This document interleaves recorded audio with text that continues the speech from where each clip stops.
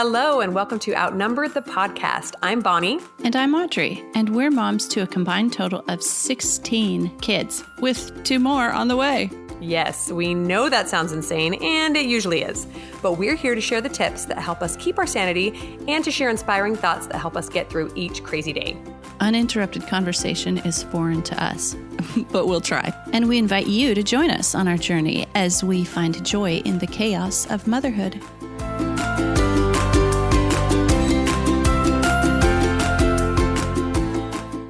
Hello and welcome to episode 17. Today we're going to tackle a really fun topic, one moms everywhere love to deal with, kids and tantrums. Hooray! Oh, just kidding. But while we're on being humorous, let's go with today's humor segment. So Bethany, Married Superman on Instagram, sent us the following message. She says, "Hey, you two amazing mamas. I'm currently binge listening to your podcast and I'm loving it." Thank you, Bethany. We love you too. Right as I was listening to a words I never thought I'd say as a mother segment, I looked over and saw that one of my 2-year-old twins was picking the other twin's nose.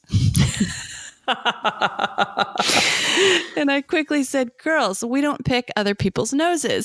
And then I heard myself and thought, wow, that's not something I ever thought I would say as a mom. I had to laugh at the irony. Oh, that's so great. I'm glad she wrote that down.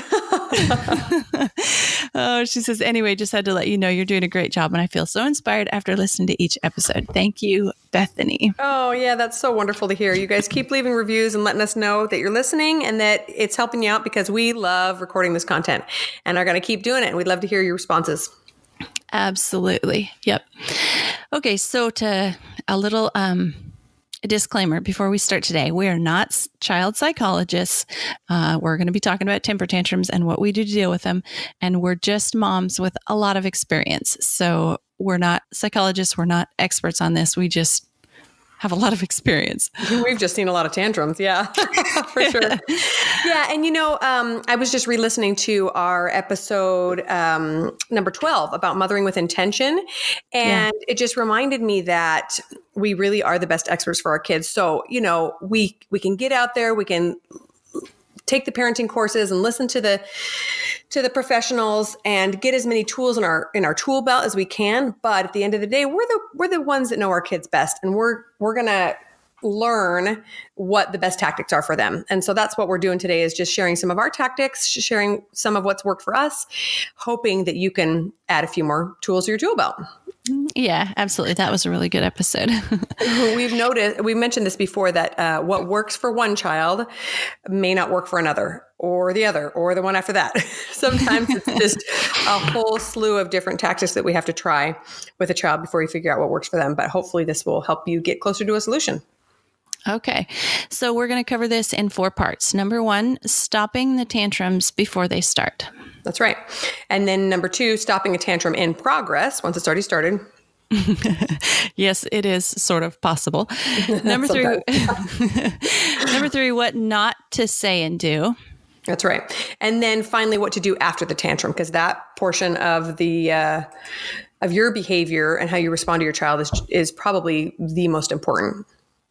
Right. Okay, so to start this off, I believe that kids need boundaries, and it's healthy for kids. It's good for kids to have boundaries. And a tantrum, I think, in my experience, is just a kid looking for the boundary. Like they're out of control and they're looking for the edge. Can I do this? Can I do this? Or is this, have I hit the boundary? Right. As an adult, that doesn't really make a lot of sense to us, because as adults, we've kind of already figured out, we've already done our limit testing and figured out where our boundaries are. But for kids, that's a very real learning experience that they do every single day, both emotionally and physically. They'll climb a tree and go, can I jump down from this? Oops, ouch, that hurt. Nope, too high, and that's really, really healthy for them. That teaches them all sorts of things. But I recently heard this quote, and I wish I could remember. I'll have to do some research, some digging. But someone said that a child looking for a boundary is kind of like, and they specifically talked about teenagers in this instance, but I think it applies to all kids. It's like any of us when we get on a roller coaster, right? So we sit in the seat and the big bar thing comes down on us, or the 5-point harness or whatever. Yeah. And the first thing we do is we pull on it, right? Yeah. So the question is, why are we pulling? Are we hoping that it fails? No, we are ensuring that feels as secure as humanly possible to keep us safe, right? So kids, even though it's totally subconscious and they don't know that they're doing this, as soon as a boundary is put in place, the first thing they do is push back. Okay, let's see how serious this boundary is. And they're doing that so they know where their safety limits lie. Because really, innately, they trust you to be the adult and to be able to make those boundaries and keep them safe. But if our boundaries are always waffling and they push back and we're like, oh, okay, well, maybe not, then their whole world is thrown into chaos. So it's really, really important for us to find a boundary we can live with and stick with it. Yeah. Yeah. And so a lot of times a kid having a tantrum doesn't know or doesn't know what the problem is, or they can't solve the problem on their own, and they're looking for help. And their tantrum is their way of getting your attention to get your help. Right. And another thing I wanted to say was that mostly in what we're talking about in tantrums, we are talking about young children, like say, 5 and under, because the boundaries, they haven't tested all the boundaries yet. They're not established. They don't know where the guidelines are. And so teenagers don't usually have temper tantrums. It's the little ones that are looking for boundaries. Yeah. Although I do think that sometimes the older kids will push back in their own way. It just might not be, falling on the floor and screaming and yelling. Right, exactly. It will just be some sassiness or some disobedience or something like that. So it's a really important concept to stick with those boundaries, throughout childhood. Right. I've also noticed that those little ones are often just emotionally overwhelmed. So if they get overtired or they're looking for love or attention, there's just all these big feelings that they don't know how to handle, then that's when a tantrum will start. And they just don't quite yet have these mature tools and the skills they need to stop the tantrum. So they'll feel all these feelings and they'll rage and they'll freak out, even though they don't really know why they're doing it. So part of that childhood process is learning to deal with these really big emotions in these little bodies that they don't know how to handle yet. Right. They're out of control. And the tantrum is their way of begging you to take control and help them get back into control. Yeah, even though sometimes it looks like the exact opposite. A 3-year-old freaking out about she's going to be the one to pick the kind of underwear she wears that day, and you're thinking, okay, why is this a big deal? But there's often a lot more, underlying there than first you can foresee. Yeah. Yeah. And being the grown up in this situation can be really difficult, right? Because they're playing on your emotions. You want your child to be happy, but you also don't want a kid to be tearing open candy and screaming in the middle of the store. The important thing is to just stay the adult, right? To not play into their drama.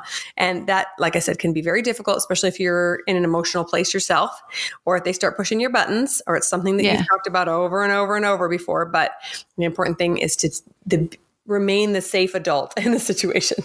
Right, exactly. You are the safest person in their life. And so they can express themselves more freely than with others. Like, oftentimes I'll hear parents say, why do my kids not behave like this in school, or, when they're at grandma's or whatever? Well, that's not the safe person where they can express themselves.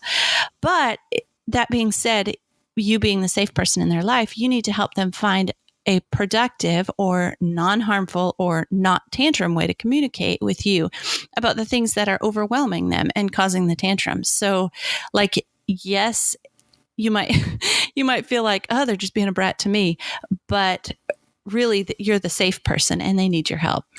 Yeah, really, if you think about it, it's a privilege to be the one to see their naughtiest behavior. It doesn't feel that way, but it really is, because think about it.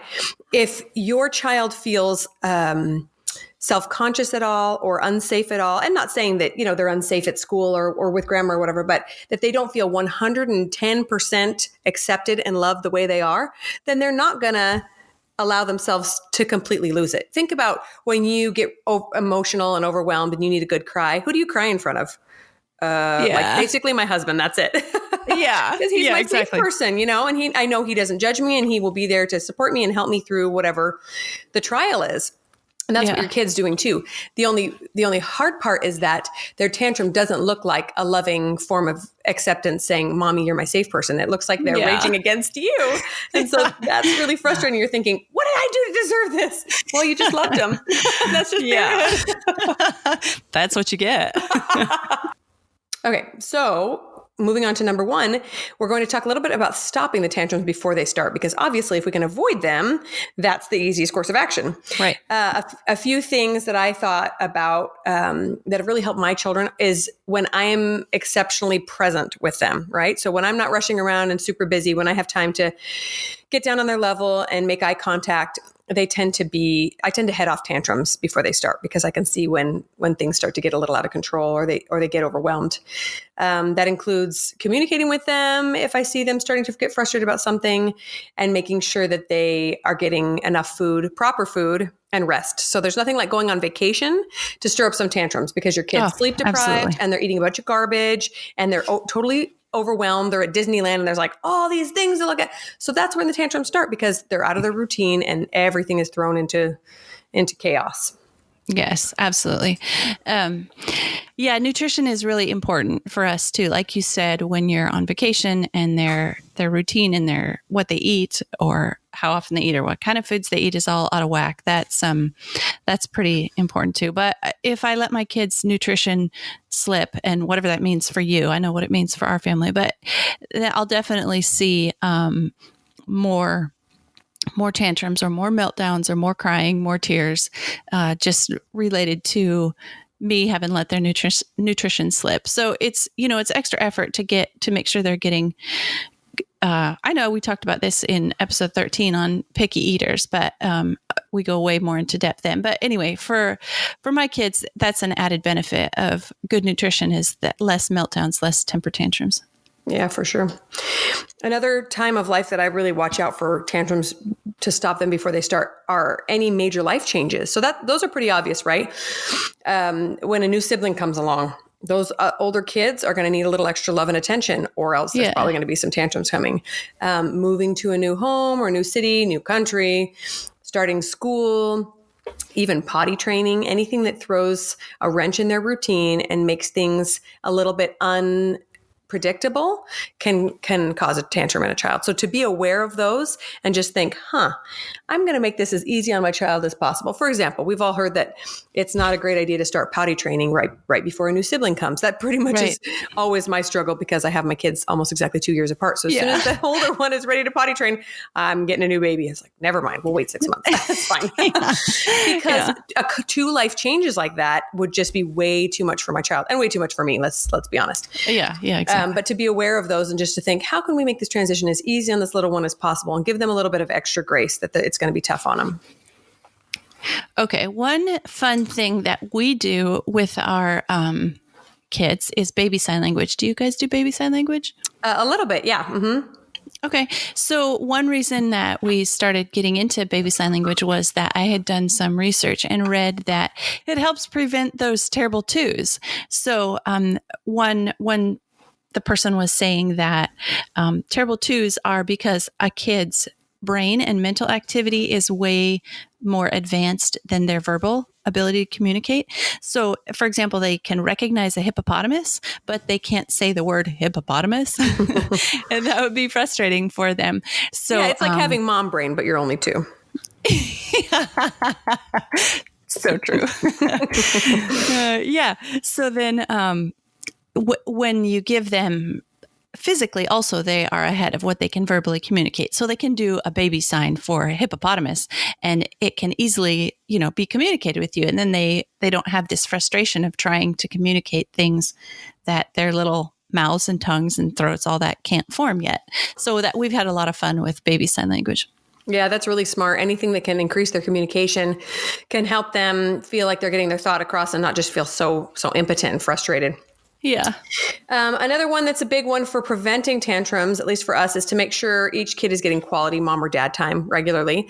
And sometimes I'm just so overwhelmed. I'm like, I can't possibly take this kid out for a date or something, but I know he needs attention. And so I'll pass that off to dad, and dad will go run an errand with them. And they come back just beaming, and, their self-esteem and value has been reaffirmed, and they know that they're important in our space, even if it just means, taking them to the hardware store and letting them pick out some snacks or something. Yeah. And sometimes it's just, honestly, in a perfect world, I would have regular one-on-one time with each of my children every day, but it just doesn't always happen. Usually during school time, that's about all we have.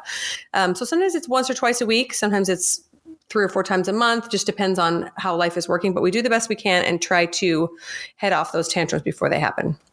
Yeah, sure. That's was a big tip I had written down too, as being present, being there for them to communicate with. Like when my husband and I first started doing date nights, we'd come back and there'd be like this big meltdown, and the babysitter or, you know, the older sibling that was babysitting it, they would say, they were just fine the whole time you were gone, and now you're back and they're having this big meltdown. Yeah, exactly. So anyway, if you, just exactly like what you're saying, being present, being there for them to communicate. Mm-hmm. So, you know, look them in the eye, get down on their level, let them know you're there for them to try to communicate with. Yeah, especially at those specific times of day that you know that's going to happen. You know, so like when I come back into the house from my office and work time, I know that my kids are going to need a little bit extra time and commitment from me. So I'm not going to walk in the house and immediately get on my phone or immediately start dinner. I'll just kind of sit on the couch for a few minutes and let kids come to me and reconnect and make sure that they know that I'm here for them. Same thing if you work out of the home, coming home that's a big deal, you know, which usually happens right at dinner time. So it's real stressful. Or after kids come home from school, or anytime that you haven't seen them in a while or they haven't had a chance to talk to you. It's a really important time to reconnect. Yep. I also wanted to mention that we need to watch out for that overwhelm and exhaustion before it hits. So we mentioned this a little bit before. If you're at the zoo all day or you're visiting relatives, like we said, on vacation, if there's changes to sleep schedule, anything out of the ordinary, chances are good it's going to lead to a tantrum if we're not careful. You know, so we're at the zoo all day. We're going to go ahead and make sure that we get to bed earlier the night before and early that same night, or make sure we have lots of snacks, make sure my kid is well hydrated, and do the best we can to keep things from being so overwhelming that they have to freak out. Yeah. Yeah. Okay. Moving on to number 2, stopping tantrums in progress. Is this even possible? And what is the right way to react when your kid's having a tantrum? What do you do? Oh, I'm sure it's possible. I'm just still figuring it out. Yeah. Different with every kid, right? Yeah. So I've noticed for me that, and my kids, that ignoring the freak out for the most part is often key. But there are some exceptions to this. Sometimes they are looking for more attention, but the trick is to not reward the bad behavior, right? So really only experience and knowledge of each child will help you decide. So for example, I have one little one who, when he freaks out, he's doing it for extra attention, but also if I give him attention in that moment, then he uses that as a reward, right? And so he'll tantrum again later. I have another one who has some kind of impulse control issues in addition to just childhood. And if I don't acknowledge her in that moment, it escalates and escalates and escalates until it is a full-blown nightmare. So I have to sit down, take her in my arms and say, what are you trying to say? Like I have to get to the core of it right there in the middle of the drama, or else it's all over. It just gets worse and worse and worse. So just knowing what child is like that, you know, a kid comes up and interrupts you while you're talking. Some children are very good at learning. No, mom's talking, give me 5 minutes, and then you come right back and give them the attention you need. Other ones, not so much. You have to address really quickly and then say, okay, now mom's, you know, it's just an experience thing. And then of course, we'll talk more about this later, but to give them extra attention after the tantrum, especially as soon as they calm down, to give them that praise is really, really essential. Right. So one thing I do, I come on one of my kids, usually because I've heard the tantrum in progress, and they're laying on the floor, kicking and screaming. Now, this is for under 5. What I do is immediately pick them up and like wrap as much of my body as I can around their body. So like physically just get them under control and as much skin to skin contact as I can in that moment. Just kind of like connecting physically as well as, you know, with my words, I'm here for you. And then the other thing I do, and again, this isn't for every kid, but quite a few of my kids have blood sugar issues. So the first thing I do is get them a piece of food, a piece of cheese, get them something to eat and get them calmed down and eating. Like they can't really be screaming and kicking when they're chewing and swallowing. So I don't know if it's the food that helps them or the act of eating, but those are the first 2 things that I do right away. Smart. Food usually helps me come out of a tantrum too. So that makes sense. Me too. Hangry, right? Yeah. And then we mentioned briefly before, we have to be the adult. When the kid is tantruming, our yelling and our freaking out is usually the last thing that is helpful. And I say that as the biggest hypocrite on the planet sometimes. Sometimes I just cannot see past my own needs, which is get this kid quiet. They're driving me crazy kind of thing. But I'm slowly learning that as I stay calm and rational, the tantrum peters out much, much more quickly. And I like to try to communicate to them what will happen when they're still raging and what will happen when they're done. Right. Okay. So, I mean, sometimes it's so loud and obnoxious, they can't even hear you, but to say, I'm sorry you're feeling like this. It must be overwhelming.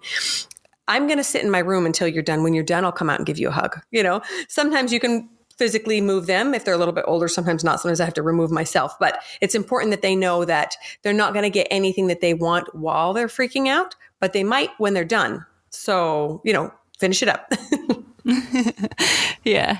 So another thing that I will do is, are you familiar with Caesar Milan? Yeah. Yeah. Okay. So kind of looking at now, I don't mean this to be demeaning, but it's going to sound like it when I say it, but kind of looking at your child as if they're like the other dogs in the pack and you're the alpha dog. So you, like Caesar Milan does with his animals when he's training them, he becomes the alpha dog. So, you assert control and let them know that you are the alpha dog. You're the one that's in control. And so they can kind of, I don't know, for some of my kids, it seems to be a relief to know that they're not the one that has to control everything, that there's a bigger, stronger, smarter, whatever adjective they need here, presence there to help them. And so sometimes this does mean that I have to be louder than them. Like, it's time for you to be quiet. You know, if you say that really loud, then they're like, okay, hang on. There's somebody bigger and more alpha than me here, and I need to kind of calm down instead of that. Yeah, does that make sense? Yeah, yeah. And I found that for some of my children, that means that I can't, well, for most of them actually, that actually goes back to me remaining the adult, right? So if I start freaking out on their level, then they're like, oh, everybody's lost control. It's chaos, you know? But if I remain calm and I'm going, no, you're not going to treat me like that. I'll come back when you're done kind of thing. Then it's like, oh, somebody is in charge. And like we said, testing those boundaries, right? They're trying to see what's mom going to do if I freak out. She's going to freak out too. Oh, everybody's freaking out. You know? Or, oh, she's calm. So it must not be that big of a deal. Right. Right. Right. One thing my husband always says to my kids when they're, you know, out of control and they're running, and he'll say, "Who's the boss? Who's the boss?" And they'll be like, "You are, Dad." And he'll be like, "That's right." So if you have, so if you have a problem, bring it to me because I'm the fixer guy. I'm the dad. I can fix this for you. You know, and kind of getting their mind reset. Like, hey, guys, look, the boss will handle this. I love that. Yeah. And it validates their trust in you and reminds them that they're not alone navigating this world. They have mom and dad to help them out. Yeah. I love that. Yeah. I also like to try to remind myself, again, this is very difficult for me, to ignore others' responses to my child's tantrums. Okay. Oh, so that's hard. We've all been in the grocery store and your kid is tired and you're trying to finish shopping and you have a cart full of frozen stuff and they start freaking out and screaming and everyone can hear and you're just beat-faced like, how can I get out of here fast enough? Yeah. In the checkout line, you know, you can't get away. You can't just walk away. All the candy, by the way, the marketers that put the candy at the cash registers deserve to burn a fiery death. It's on purpose, you notice. Yeah. But what I mean is, you know, and then you'll have that super helpful grandma behind you that says something like, oh, in my day, that would not be tolerated. Or sounds like somebody needs a spank kind of thing. And it's like, okay, well, thanks for your unsolicited parenting advice. I'll take care of it. One time that I realized how damaging this was for me and my child's relationship was one of my older kids.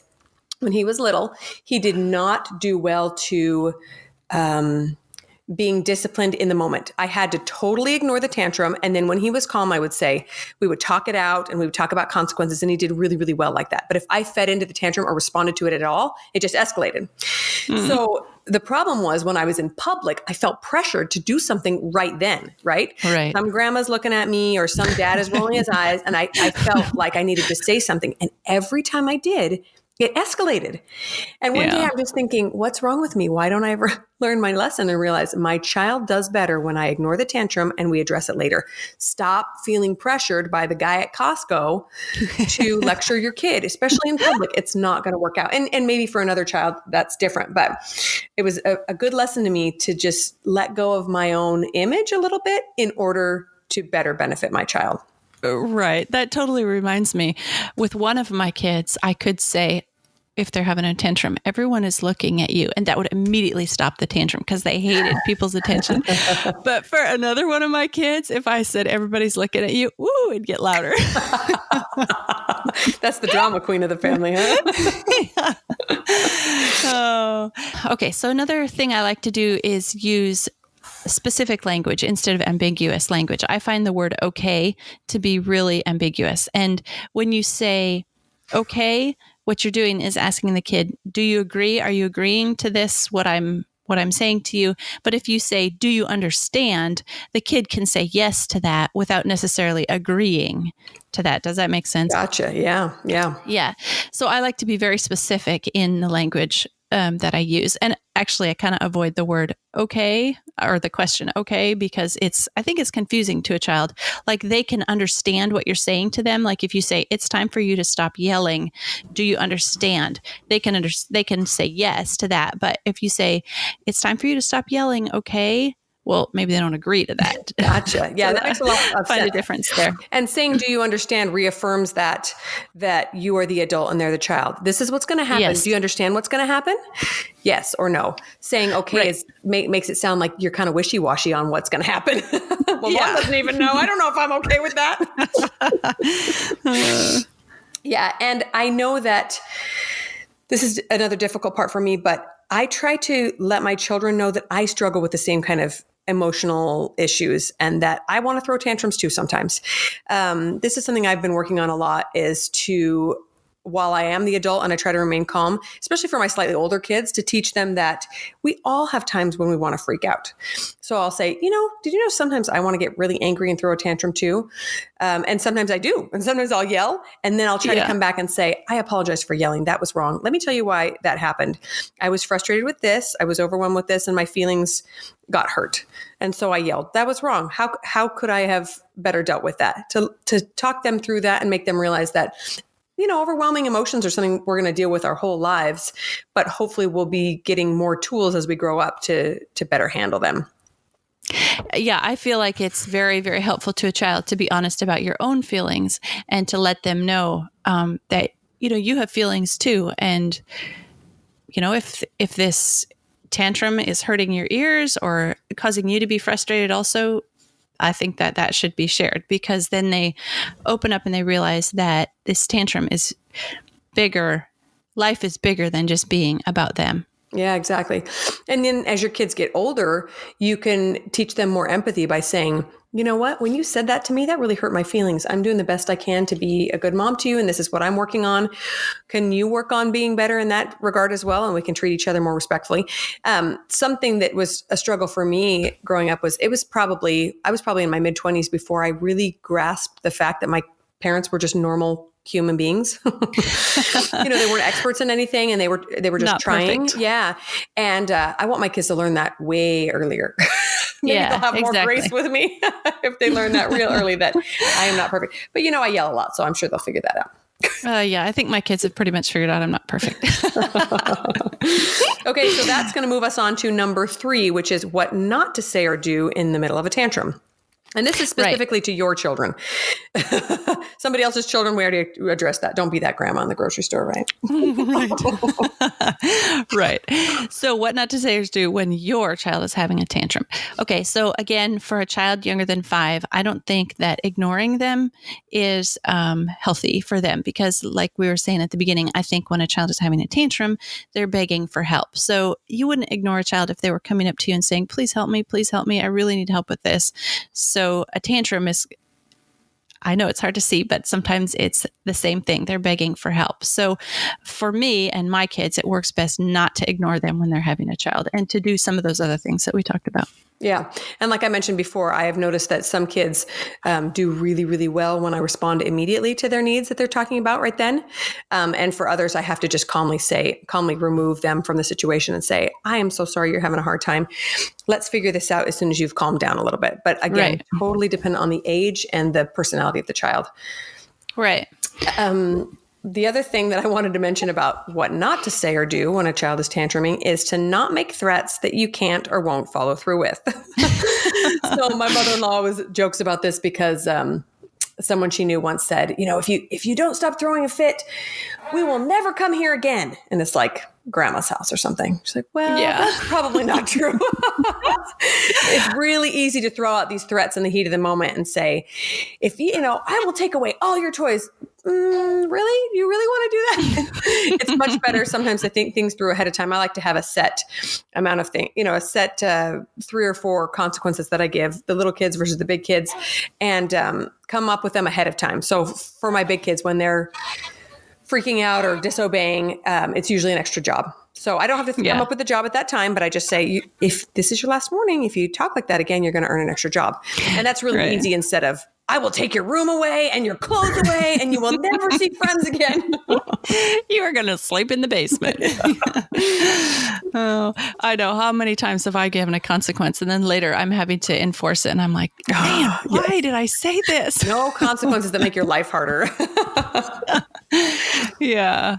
Okay. So another thing that I don't think that it's healthy to do or say to a kid when they're having a tantrum is to use a soft and I guess I really mean fake voice and be dishonest and hide your own emotions, because I think kids are truth detectors. Like they see right through that so fast and they know that you're not being honest. And so if you pick them up when they're having a temper tantrum, laying on the floor, kicking and screaming and say, it's okay, sweetie, everything's going to be okay.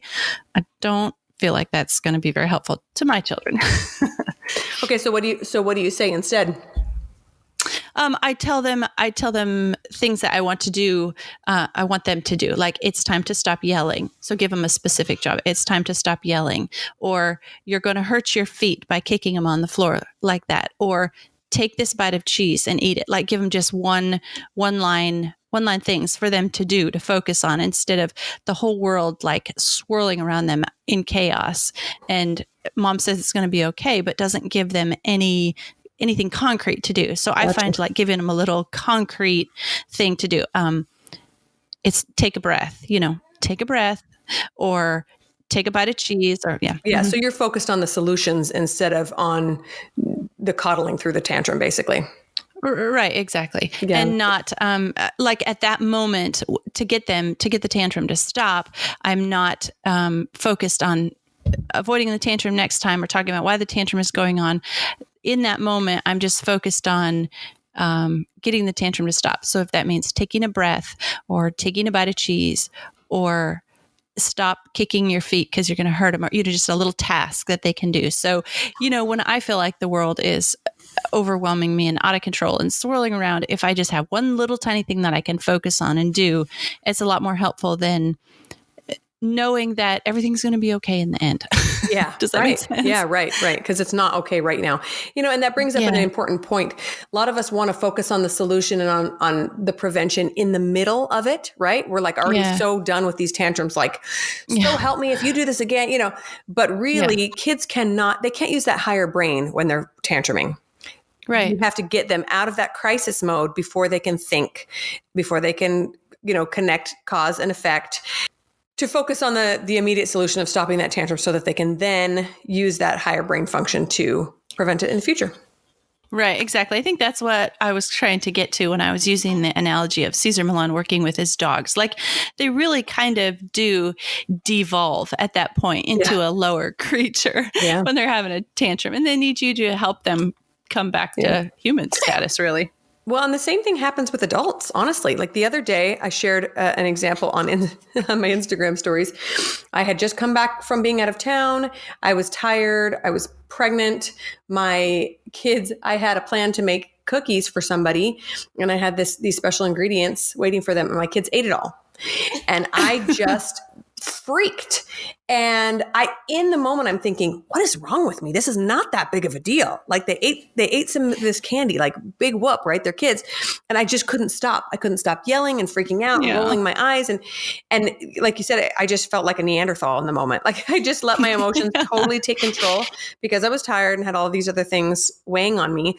And later on, to be able to go back and say, did you guys notice that I made some mistakes today? I freaked out. I couldn't stop yelling. I was really, really frustrated. I apologize for that. But to let them know that, yeah, in that heat of the moment, there is no logic. And even my husband looked at me and was like, what's wrong with you? And I said, I don't know. Yeah. I'm just frustrated.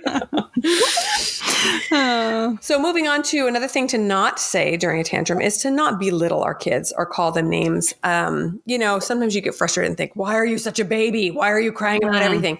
That's not helpful. Yeah.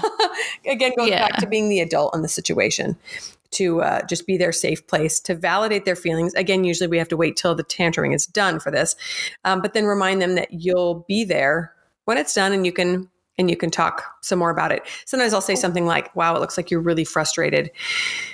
Sit here on the couch. I'll be over here when you're ready to come cuddle me. Come on over. But I don't want to get kicked in the face, so I'll wait till then. Yeah. And then this one, my last one's kind of an obvious one, but you don't want to treat them the same way you would treat an adult having a tantrum or a meltdown, because they're just a little kid and they're just begging for help. How would we treat an adult having a tantrum? I don't know. Adults don't have very many tantrums. But well, some more than others, yeah. Just keep in mind they're a little kid and they need your help. Okay, moving on to number 4, after the tantrum. What do we do? Yeah. Okay. So the first thing that we talked a little bit about already is to give them more attention, more love, more acceptance. So as long as it is that love and acceptance is separated from the tantrum, they won't connect the two. So, if you are giving them lots of attention while they're freaking out, they're thinking, yes, next time I need attention, I'm going to freak out. But if you wait until they calm down and then immediately come back and say, I'm so proud of you, how you handled that. Way to calm down. Way to stop throwing your shoes. Way to find any positive aspect to the situation and praise them on it and tell them that you understand those big feelings are hard. I know your brother stole your toy and that was really frustrating. Thanks for calming down. What should we do next time he does that? Yes, exactly. That's what we do. We talk about using their words or language to communicate instead of instead of screaming or using their fists or their heels or whatever, to use that to communicate, use their words and language to communicate in the future. Next time you're feeling frustrated. Right. Give them extra tools to try out. Yeah. I like to also create success strategies, basically the same thing that we're talking about for in the future. So I'll try to notice if this child throws tantrums because mom is busy, then maybe I need to restructure my busy time, right? So for example, I'll create a time limit for how long they have to wait before I'll come and get them. For example, my work time is usually 1 to 3 every day. So they know that between 1 and 3, if they have a problem, they're going to have to either figure it out or tell a sibling or wait until 3. Sometimes I have one child who has a really hard time waiting to talk to me when I'm talking to an adult.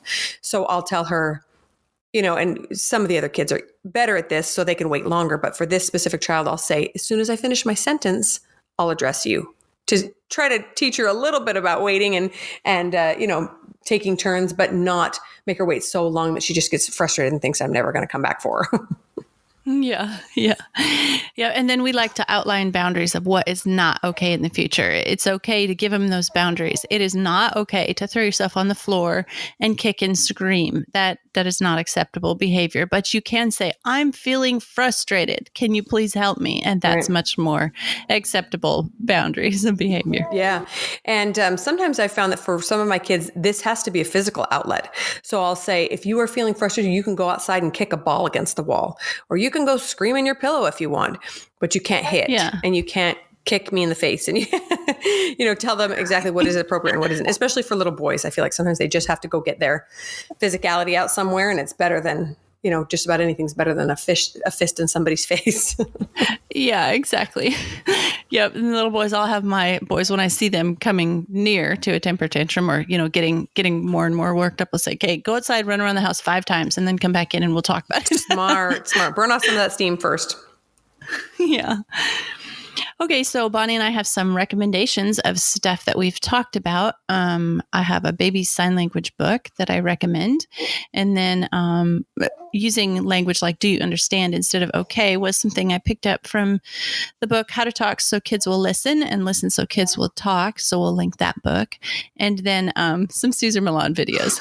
So if you have some little ankle biters at home, you can teach them from that one. Okay, so one of my recommendations is the Better Than Happy podcast. I don't know if I've shared that here before, but it's one of my favorites.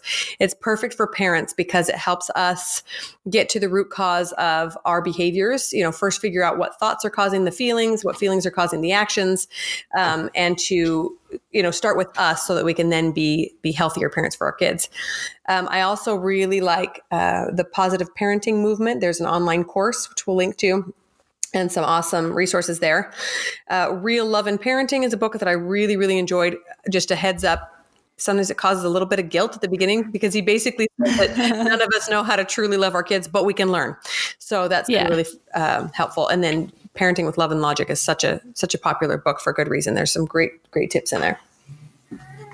Okay, that's it for this week. We hope we gave you some strategies that you can use next time. Well, hopefully to prevent a future tantrum. And if you are in the midst of that next tantrum, maybe some of the stuff we've talked about will pop into your mind. That's right. And the important thing to remember is you are not alone. For every tantrum you have in the grocery store, there's 300,000 other women doing the same thing. So hang in there, moms. Yeah, that's right. Thanks so much for listening to Outnumbered the Podcast. You can contact us at outnumberedthepodcast@gmail.com and find us on Instagram at Outnumbered the Podcast.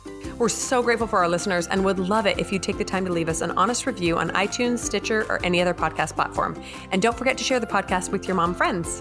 Can't wait to talk next time. Bye.